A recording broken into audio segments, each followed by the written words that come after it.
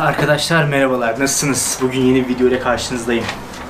Beni hala takip etmiyorsanız, bilmiyorsanız ben Hüseyin, Polonya'da yaşıyorum 5 yıldır ve sizlere vloglar çekiyorum.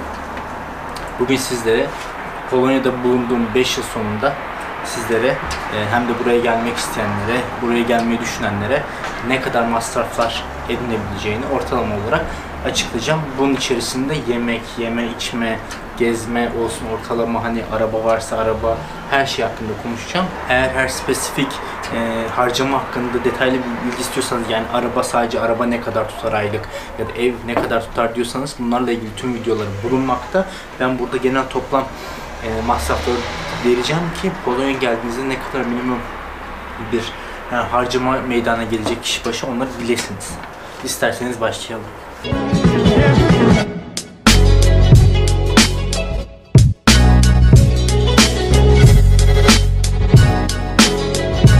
Arkadaşlar, şimdi burada hangi şehre, büyük şehre mi veya küçük şehre mi geldiğiniz tabii ki de önemli. Nerede, şehir merkezinde veya dışında yaşamanız önemli, ama şöyle bir şey diyeyim.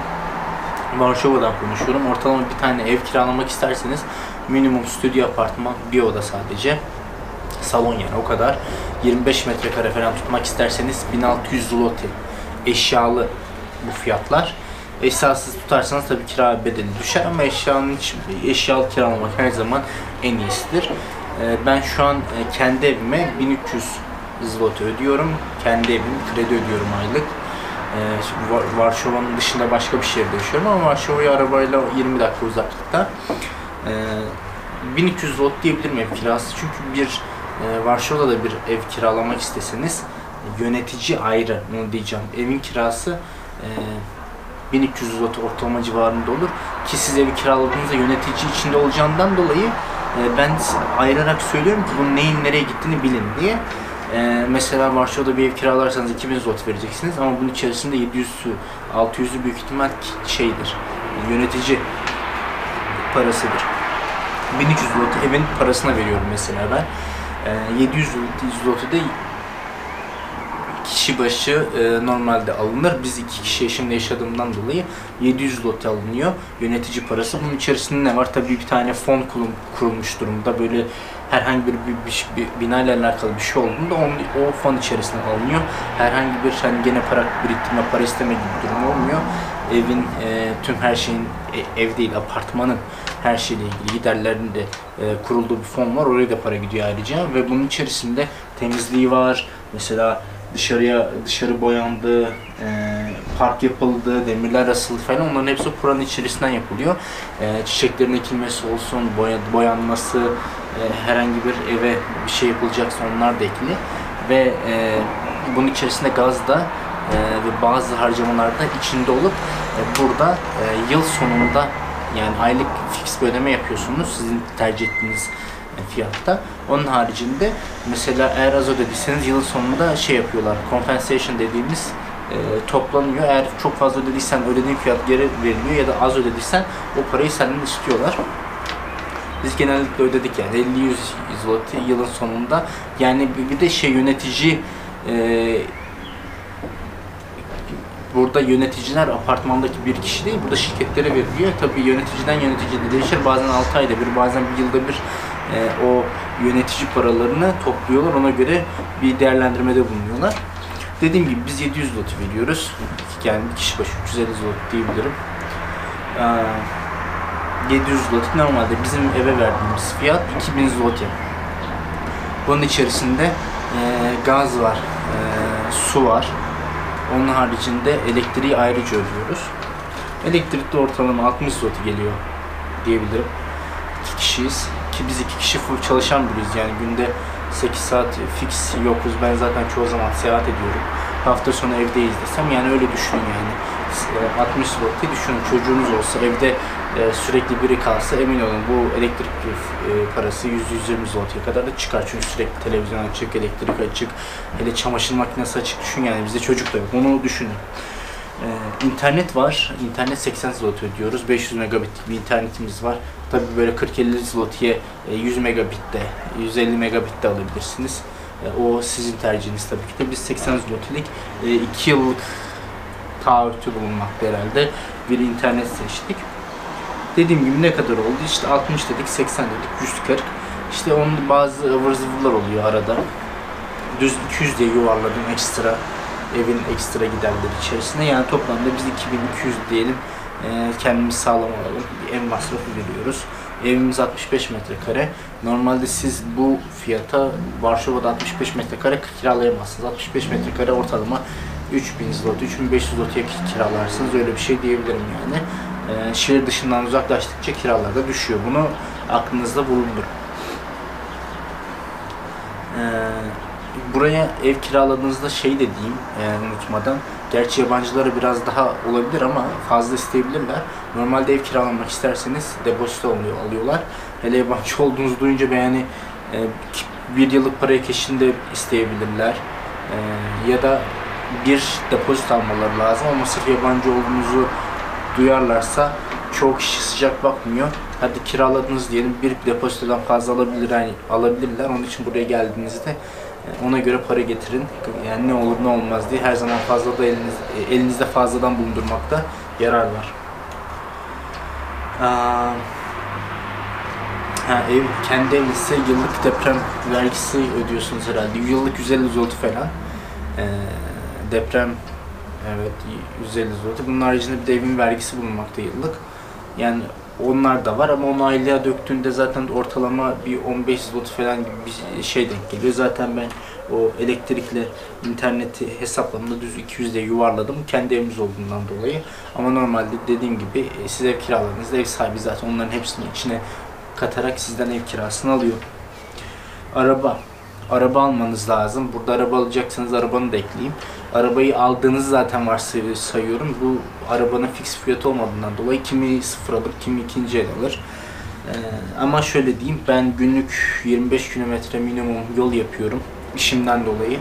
Hafta sonunda diyelim, yani ortalama günde aylık 360, şimdi şu an benzin çok yükseldi. Benzinli bir aracım var. 360 zloty, yani yılda ayda 2 depo benzin dolduruyorum. Bir depoyu 180 zloty'ye dolduruyorum. Yani ayda 2 depo benzin gidiyor. 360 zloty yola veriyorum. Ama normalde siz burada metro veya tramvayın ya da trenin olduğu yerlerde yaşıyorsanız toplu taşıma aylık herhalde 150 zloty falan civarında sınırsız binebiliyorsunuz. Onun haricinde dediğim gibi 1300 dedik, 700 dedik, 2200 oldu. Şuna da 2360 dedim mesela. 2500 diyelim toplamda oldu. Üstüne bir de ne geliyor? Yemek geliyor. Pardon, yemekten önce arabanın sigortası da var. Şimdi sigorta, kasko yapmanız lazım. Biz kendi aracımızda 1800 volt herhalde civarında olması lazım. İlk aldığımız yıl bizim burada yeni olduğumuzdan dolayı, tecrübe olmadığından dolayı tabii ki kasko sigorta pahalıydı ama ikinci yılda kaza yapmayınca o kasko sigorta düştü. 1800 zloty ödedik. Çünkü 1800 cash öderseniz daha ucuza geliyor. Taksite öderseniz daha pahalıya geliyor. 1810'daki 12'ye böldüğünde aylık 150 zloty ediyor arkadaşlar. Yani 2500 dedik, 150 de 2650 diyebilirim bir arabanın masrafı. Tabii bunun içerisinde tamir şeyleri de olacaktır ama onlar olasılık dahilinde olduğundan dolayı onlar ekstraya giriyor. Onun için de onları vermiyorum. Yemek var. Ortalama kişi başı aslında bizim eşimle beraber kaldığımızdan dolayı bu fiyatı veriyoruz ama bu fiyat tek kişi kalıyorsanız muhtemelen düşecektir. Biz 800 zloty ortalama bir yemek masrafı ediniyoruz diyebilirim. Yani hafta sonu bir gittiğimizde rahat bir 150 zloty gidiyor markete. Ya bunun içerisinde tabii temizlik malzemeleri de oluyor, bakım malzemeleri de oluyor. Yani ortalama 150 zloty veriyoruz. Zaten hafta içinde zaten her türlü bir süte, bir ekmeğe, bir yumurtaya gidiyorsun. Yani o ekstralarla birlikte 800 zloty oluyor iki kişi başı. İki kişi birlikte. Yani ortalama bir kişiyseniz de zaten o fiyatta yarıya düşecektir. Yani ben burada iki kişi için hesapladım.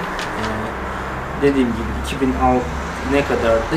2000, 2200, 2500 dedik. 2650. 800 de ekle 3450 herhalde ediyor. Doğru hesapladıysam. Dediğim gibi 3450 zloty iki kişiyle birlikte. Tek kişi kalıyorsanız bu fiyatı zaten çok rahat düşürürsünüz. Yemekten kısarsınız büyük ihtimal. Yönetici fiyatı düşer zaten tek kişiyseniz. Onun haricinde yani böyleyse ortalama bir kişi ortalama 3000 zloty ile minimum yaşam şartı diyebilirim. Ama buraya geliyorsanız, öğrenciyseniz zaten ev durumunuz da yoksa ev kiralamazsınız, oda kiralarsınız. Odaları da 1000-1500 zloty'ye kiralayabilirsiniz. Minimum 1000 zloty var Varşova'da. Belki 900'e 800'e bulursunuz ama yani uç köşelerde çok bakımsız eski yerler diyebilirim. Ama ortalama 900-1000 zloty bir oda kirası. Odayı kişilerle bölenler de var, yani bir odada 2 kişi yaşayanlar da var sırf kişi masrafı düşünmek amacıyla. Bunun içerisinde kesinlikle bu aktiviteler, dışarı çıkayım, alkollü bilmem ne, bunlar içerisinde dahil değil. Dışarıda yemek isteseniz zaten haftada bir kez kişi başı 25 zloty diyebilirim, en az 20 zloty. İşte bir sinemaya gittiniz diyelim, bu 50 zloty minimum. Yani ortalama kişi başı da mesela klubunuz da varsa, gece hayatınız da varsa, büyük şehirde kluba gitmek, giriş bedeli var, üstüne orada içmeniz falan var derse, ben bir ortalama günlük bir 100 zloty'yi kafanızdan çıkartın diyebilirim gecelik. Yani her haftada gideceğim diyorsanız bir ortalama 500 zloty'de minimum eğlencenizi harcıyorsunuzdur. O 500 zloty'yi de ekleyin, zaten sigaradan hiç bahsetmiyorum. Sigara çok pahalı burada. Yani Türkiye'den pahalı mı demeyin. Türkiye'de benzin buraya göre de ucuz, sigara buraya da göre de ucuz. Bir alkol burada pahalı. Pardon, Türkiye'de alkol pahalı, burada cidden ucuz. Geçenlerde Efes bira aldım marketten, 3.59 zloty, Türkiye'den daha ucuz Efes bira. Böyle diyebilirim yani. Onun haricinde benim aklıma başka masraflar gelmiyor. Ne yalan söyleyeyim. Eğer sizin düşündüğünüz ya da benim unuttuğum varsa lütfen yorum kısmına yazın. Ben de kesinlikle dönerim sorularınıza. Bunun haricinde böyleydi. Onun haricinde hiç düşündüğüm spesifik bir tane vergi, herhangi bir şey var mı dersem yok. Maaşınızdan zaten, eğer burada çalışıyorsanız maaşınızdan vergi kesiliyor zaten %30 civarında. O vergi değerlendirmesi yılda bir kez oluyor. Ya siz vergi geri alıyorsunuz ya da vergi eğer az ödediyseniz ödüyorsunuz, ama genelde şirketler ödediğinden dolayı siz ödeme yapmıyorsunuz ekstra yıl sonunda. Bazen geri ödeme alınabiliyor. Çocuğunuz varsa belki vergiden düşürülme olabilir diye biliyorum. Onun haricinde çocuğunuz varsa burada devlet mesela ne diyorlar ona? Devlet çocuk ne diyorlar? Yani okul öncesi gidilen yerlere ne diyorlar? Kindergarten. Yani burada yazacağım, aklıma gelmedi. Okul öncesi çocuğunuzu yollamak istiyorsanız okula, burada devlet okulları olmakla birlikte parasız normalde, ama kısıtlı sayılı olduğundan dolayı kontenjan genelde doluyor ve herkes genelde özele veriyor burada. Okul öncesinden bahsediyorum. Kreşten bahsediyorum. Aynen aklıma geldi şu an, kreş. Ama onun haricinde burada okullar devlette parasız. Bilmiyorum nasıl oluyor eğer vatandaşı değilseniz burada. Para veriliyor mu verilmiyor mu bilmiyorum, ama buraya geldiğinizde çoğu şirket zaten çocuğunuz varsa sponsor oluyordur okuluna. Özele vermek istiyorsanız zaten hani mutlaka para vereceksiniz. Devlet okulları burada ücretsiz, ama Polonya vatandaşı değilseniz büyük ihtimal ödüyorsunuzdur diye düşünüyorum. Onun hakkında çok fazla detaylı bilgim bulunmamakta. Videom böyleydi. Çok daha fazla uzatmayayım. Daha fazla istediğiniz ya da eksik kaldığım yerler varsa lütfen yorum kısmına ekleyin. Ben de size dönmeye çalışırım. Çok teşekkür ediyorum. Hala beğenmediyseniz beğenin, yorum yapmayı unutmayın. Hala takip etmiyorsanız takip edin. Ve sonraki videolarda da görüşürüz. Bana ulaşmak istiyorsanız da Instagram'dan DM atabilirsiniz ya da YouTube'da yorumlar kısmına yorum bırakabilirsiniz. Ben dönerim. Sonraki videolarda görüşürüz. Hoşçakalın.